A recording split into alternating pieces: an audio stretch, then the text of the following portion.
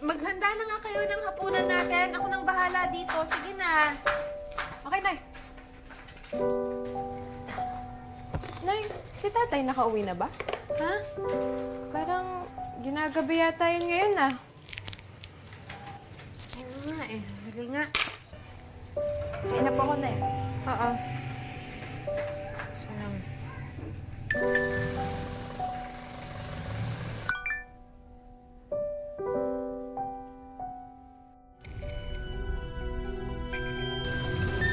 Nay, kaya na po.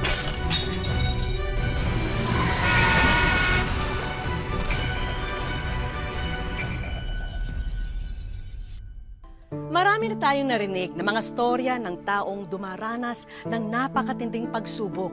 Mga dagok ng kapalaran na tila imposibleng malampasan.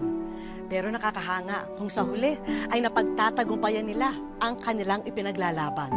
Hatid kasi nito ang inspirasyon na kumapit tayo sa pag-asa.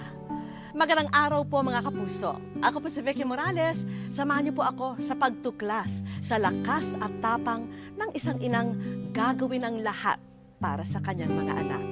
Dito lang po yan sa Wish Ko Lang. Tagal Oh, Bobot, Ate, bakit nandito pa kayo sa labas? Eh, gabi na. good evening, tita. Iniintay naming umuwi si Pando. Nasapit lang sa inuman yung asawa mo. Alam mo namang hindi umiinom si Pando, ate. Malay mo. Baka may sikretong tinatago yung asawa mo, hindi mo alam. Ano ka nakasigurado? Siya nga pala, Bobot. Napag-usapan niyo na ba ng asawa mo yung tungkol sa sinasabi ko sa'yo, yung bentahan nitong bahay? Oo, ate. Hindi namin ibebenta. Hindi niya ibebenta? Bakit? Bakit ayaw niyo? Ate naman, eto na lang ang pinamana ni nanay sa atin. Yan na lang ang naiwan sa atin, hindi ba? At saka pag binenta natin yan, saan naman kami titira ng mga bata kan Pando? Bobot, gamitin mo nga yung utak mo. Pag binenta mo tong bahay, pag binenta natin, edi may pera tayong lahat. Ikaw may pera ka. Pwede kang humanap ng bagong matitirhan mo, baka mas maganda pa. Oh, di may pera. Ano pa namang... Pero hindi ba paghahatian natin yung pera na pinagbilhan nitong bahay? Eh, natural, hati-hati tayo. Eh, teka, ano ba yung tinutumbok mo? Nasosolohin ko yung pinagbentahan ng bahay? Ganun ba tinutumbok mo? Wala naman po sinasabing ganun si nanay. Sumasabat. Ano ba yung anak mo, ha? Turuan mo yan. Walang galang po. Ito po ba nakatira si Marilo Gonzaga? Eh, ako si Marilu. Tumawag po kasi yung Sabarte Police Station na aksidente raw po ang asawa nyo, si Fernando. Ano po nangyari sa tatay ko? Pasensya na misis, pero patay po sa aksidente ang asawa nyo.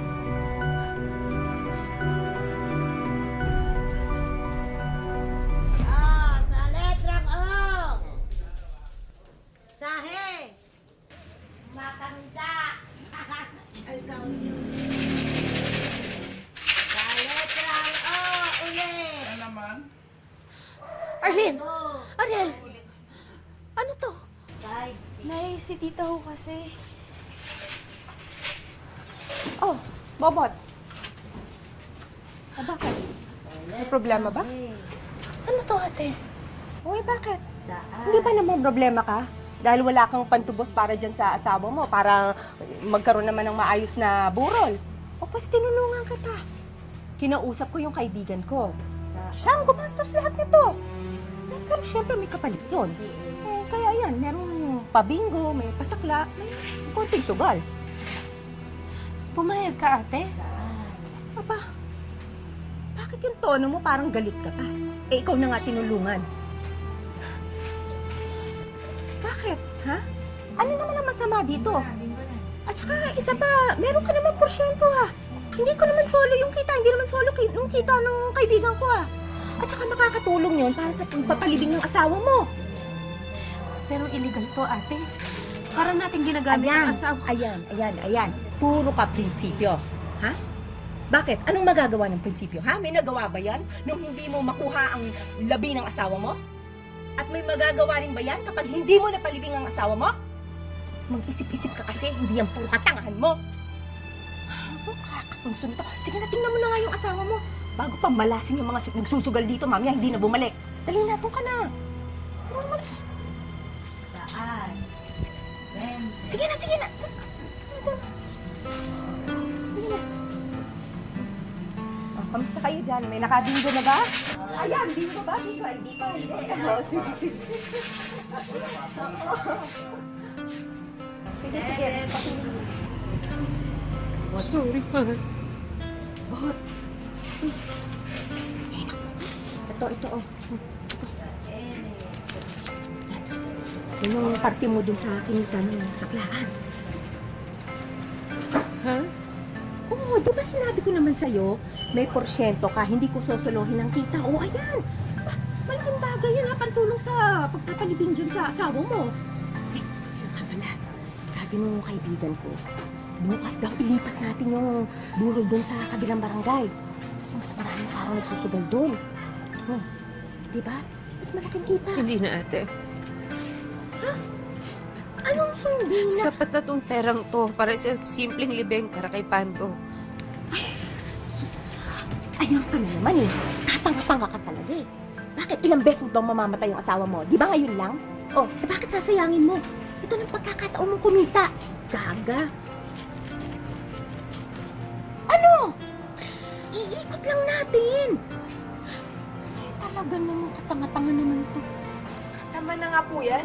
Pinapasos na nga natin tong lamay ng tatay ko eh. Ginawa niya ng sugalan, no? Isa ka pa. Ikaw nga, palasagot ka rin eh. At tanga ka rin, tulad ka ng nanay mo. Kami pa yung may mali. Kayo na nga yung pinagkakakitaan niyo tong lamay ng tatay ko eh. Ate, Ito, ano hindi. ha? Ako tumutulong Hindi, lang dito, ha? tama si Jessa. Kung gusto nyo, kumuha na lang kayo ng ibang bangkay para yun ang pagkakitaan ninyo. Huwag lang yung asawa ko. Eh, mag-ina pala kayong bastos eh. Kayo na nga tinutulungan, mga walang utang na loob. Bahala ka, isaksak mo sa baga mo yung labi ng asawa mo. Nay, matuto ko naman kasing lumaban. Hindi yung palagi ka nagpapaapi.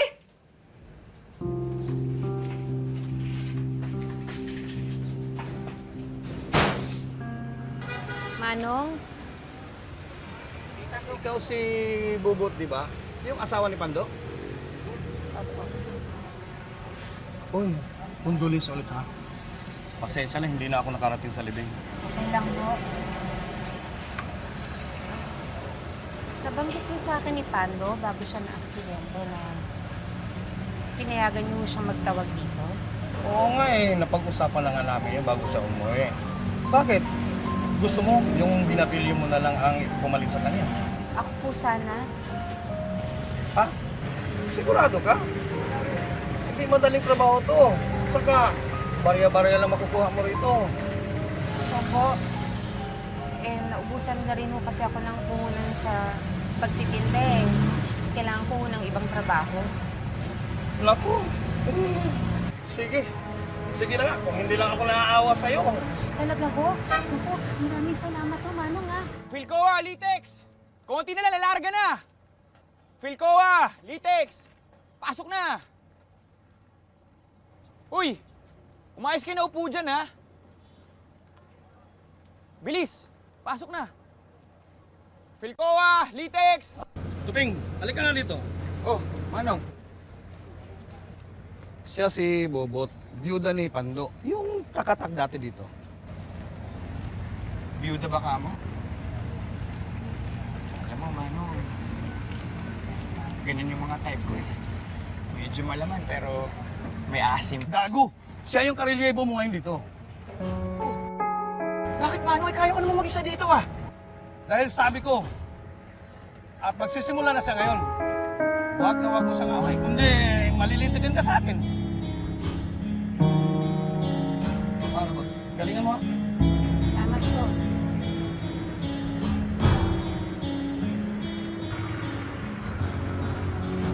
Oh, marunong ka ba? Kaya mo ba? Alam mo kung saan narutan yan?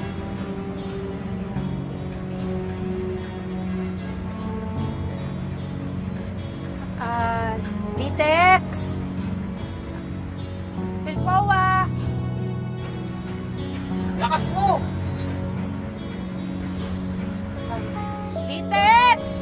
Bilisan mo pa! Philcoa! Titex! Wow, ang romantic ng dinner natin ah. De kandila. Tange, wala lang tayong kuryente. Pasensya na kayo mga anak ha. Talagang... Wala, kapusan talaga tayo ngayon eh. Hayaan mo na eh, makakahanap na ako ng trabaho. Nararamdaman ko na sa buto ko. Jessa, okay ka lang ba? Nakita ko lang kanina na yung mga kaklase ko dati. Nasa high school na sila. Tapos ako, sa elementary pa rin ako. Mga anak, pasensya na talaga kayo ha. Sinusubukan ko naman talaga eh, kaya lang... Wala eh. Wala tayo ngayon eh. Pasok na, kuya. Hey, Tupeng. Balita ko. Ayos yung karelyebo mo ah. Ayos ba yan? Eh kahina nga tumawag oh. Zabarte! Zabarte! At saka alam mo ba, Tupeng? Ang sabi nila dito, mas malaki daw binibigay sa kanya ng ibang mga driver. Kalokohan yun. Anong mas malaki sa kanya? Hindi nga siya marunong eh. Eh, paano, Tupeng? Napakaswerte daw niya ni Bobot. Eh, napakabilis na puno na pasero. Tingnan mo, puno na agad. At saka, hindi siya nangaaway, ha? Eh anong pinapalabas mo? Malas ako, ha? Oy, Tupeng. Balis ka nga dito. Mukhang pati ako minamalas eh. Sigurado ka na. Una! Grabe naman kayo. Sige na! Pwede na ho! Akin na yan! Ay! Akin na! Akin yan eh! Akin na yan! Akin to! Maghanap ka na ibang pagtatawagan mo. Huwag dito. Pinayagan naman ako ni Manong dito eh. Sandali, akin na yan. Pinaghirapan ko yan. Pera ko yan eh. Akin na! Aray!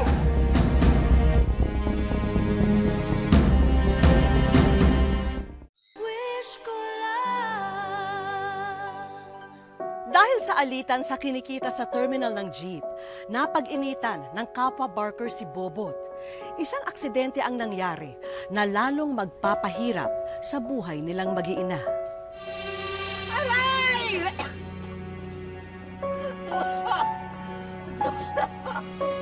Bobot! Hindi ko sinasabi. Sorry talaga.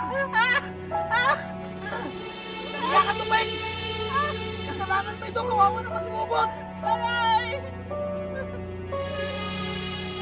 Ang sakit!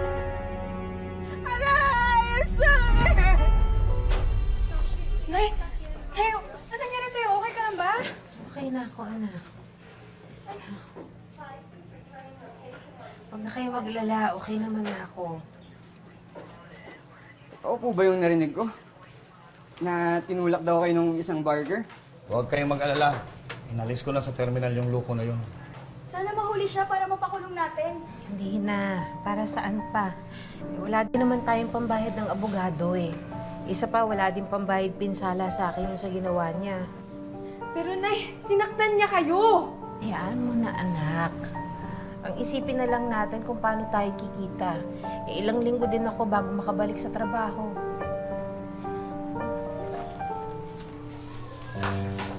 Ay, gitinda na po ako. Oh, sige, mag-iingat ka, ha? Okay. Ingat. Nabalitaan mo yung nangyari. Kaya bumisita ako. Dali lang po. Kumusta ka na po, Chang? Kayo dapat ang kinukumusta ko. Sorry at hindi ko agad nalaman na yung nangyari kay Pando sa pagkamatay niya. Kung alam ko lang eh, dapat mas maaga akong nakadalaw. Maraming salamat, Titche. Ang totoo niyan, Bobot, kaya ako nandito eh para mag-alok ng tulong sa'yo. Kung okay lang sa'yo, kailangan ko siyang kasama sa tindahan.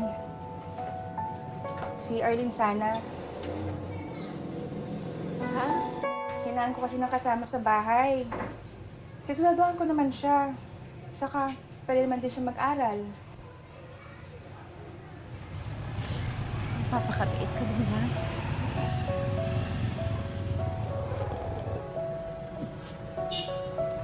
Magpapakabait ka dun, ha? Alagaan mo ang sarili. Opo, Nay. Che, ikaw nang bahala sa kanya.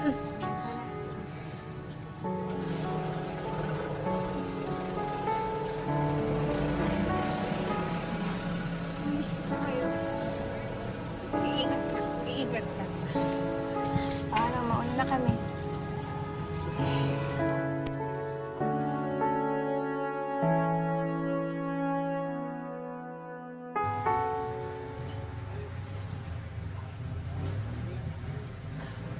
Ilan pa?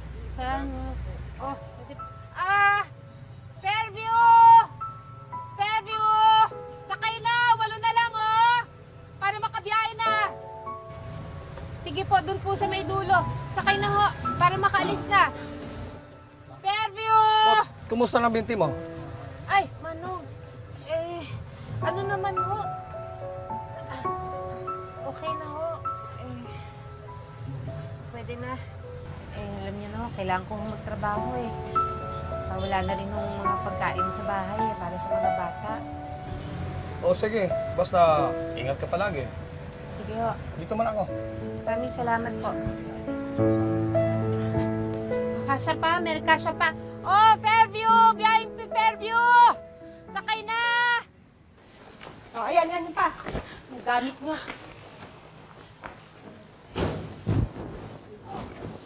Nay! Ano nangyayari dito? Ha? Oh, ayan. Lumayas na kayo. Ano? Bakit? Ano nangyayari? Hindi na kayo pwedeng tumira dito. Nabenta ko na ang bahay. Kaya sige na, lumayas na kayo. Nabenta? Paano mo nabenta yung bahay? Hindi na importante kung paano ko nabenta ang bahay. Ang importante, nagawa ko na. Kaya pwede ba? Umalis na kayo, hindi na kayo pwede dito. Ate naman. Ate, kapatid mo ko. Paano mo nang managawa sa amin to? Mga pamangkin mo, saan kami titira? Tanga ka eh! Eh hindi ba? Ilang beses kitang kinausap tungkol dito sa sitwasyon na to? O ano? Ayaw-ayaw ka? O pues ngayon? O umabot sa ganitong sitwasyon? Ang kapal talaga ng mukha mo, no? O, ayaw. Magsabihan mo yun, ha? Ate naman, nakikiusap naman ako. Huwag naman ganito. Eh, basta nagawa ko na eh. Anong gagawin ko? Kaya lang kayo susoli ko yung pera to sa pinagbentahan ko. Ay nako, lumayas na kayo! Pagsabihan mo yung anak mong bastos, ha? Sige na.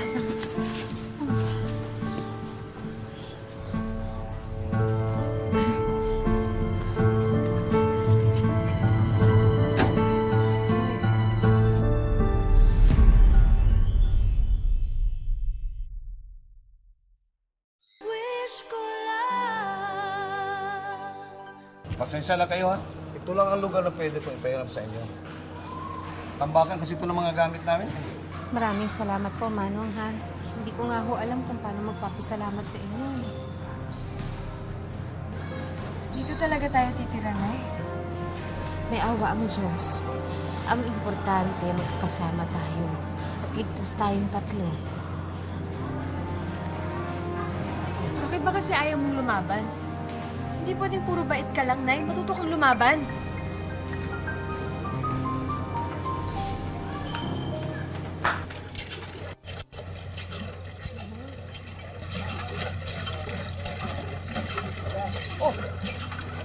Kalahin mo nga naman, magkita pa tayo dito. Ang ginagawa mo dito, Tupeng? Dito ako nakatira. Akong dapat nagtatanong sa'yo, anong ginagawa mo dito? Eh, ito ba yung dating pumilay sa'yo? Uy, okay itong anak mo ah. Matapang, gusto ko ito palaban. Huwag mong idadami ang anak ko. Easy ka lang. Relax. Ikaw naman masyado ka nagsiselos agad eh. Alam mo naman ikaw na yung type ko, di ba? Ayaw namin ng gulo, Tupeng. O sige na, mag-igib na kayong dalawa. Saka ako na kayo kakausap. 40 na tayo. 15.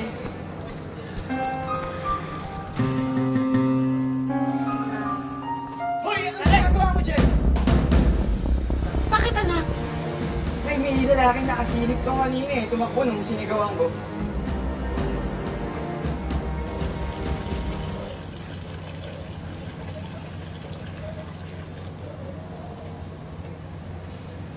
Hi, Miss Beautiful. Mayo ka nga sa akin. Sungit mo naman. Alam mo, nagmana ka sa nanay mo eh. Parehas kayo masungit, pero parehas na kayo maganda. Lumayo ka nga sa akin, sabi, upakan na talaga kita. Tapang mo ah. Bakit may magagawa ka ba? Ay, tigilan mo nga ang anak ko! Magagawa ka ba? Sinabi ko na sa'yo, layuan mo yung anak ko eh! Hindi ba sinabi mo yun? Ano ba? Tumigil ka na! Tigilan mo yung anak ko, hindi ba? Sinabi mo!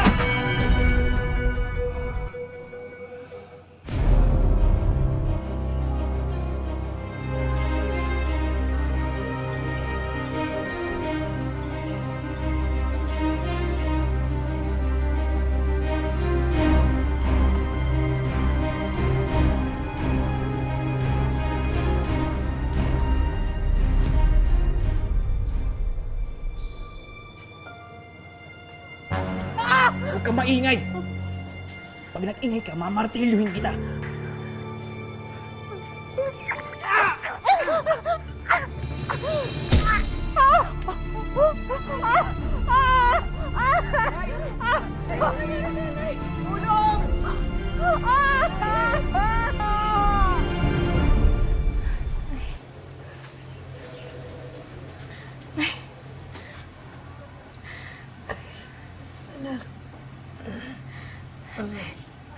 Salamat. Salamat, Diyos ko na. Basta kayo. Nay, sorry po. Kasalanan ko po to eh. Hindi po ako nakipag-away. Hindi sana kayo mapapahamak. Eh, wala kang kasalanan. Kasalanan to ni Tupeng. Kasalanan na. Sana kita. Ipaglalaban kita ng patayan. Mahal na mahal ko kayo.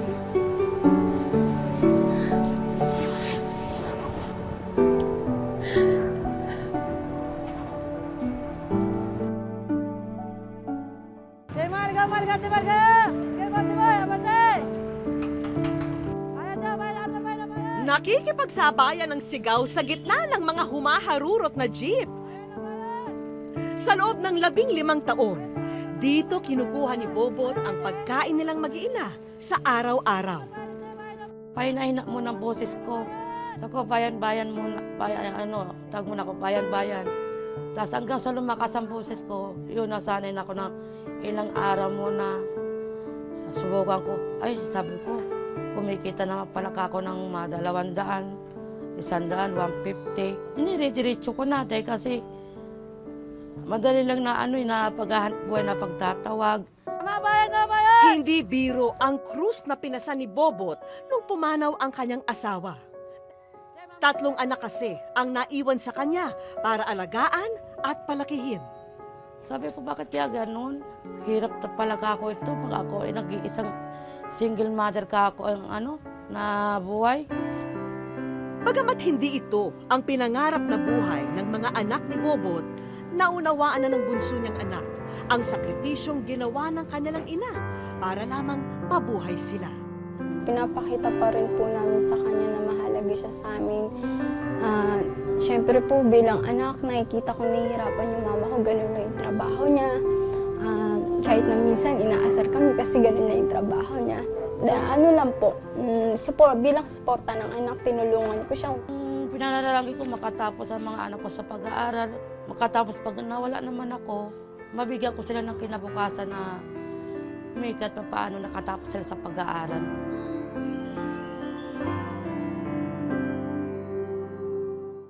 Sa aming pagbabalik, Welcome sa Wish Ko Lang!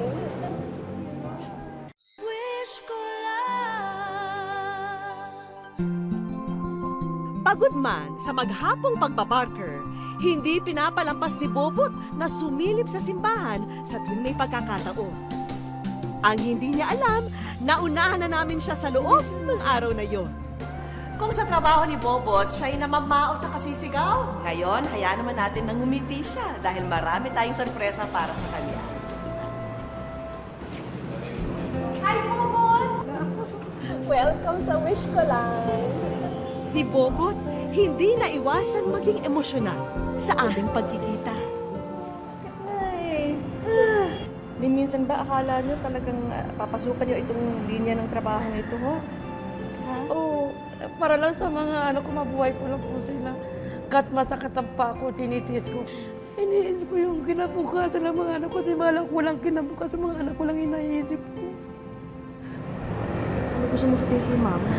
Mama, hindi po kasi nalabahan niyo po kami ng mabuti. Ayos hindi kami nasubaylan sa ang pag-aaral namin. Maraming salamat kasi binuhay na po rin po kami.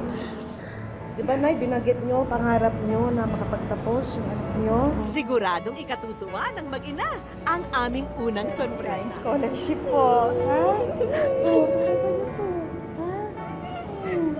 4 years yan. Ha? Maraming salamat po. Thank you po. Ma, pinapangako po sa inyo na kahit mahirap, gagawin ko para sa inyo.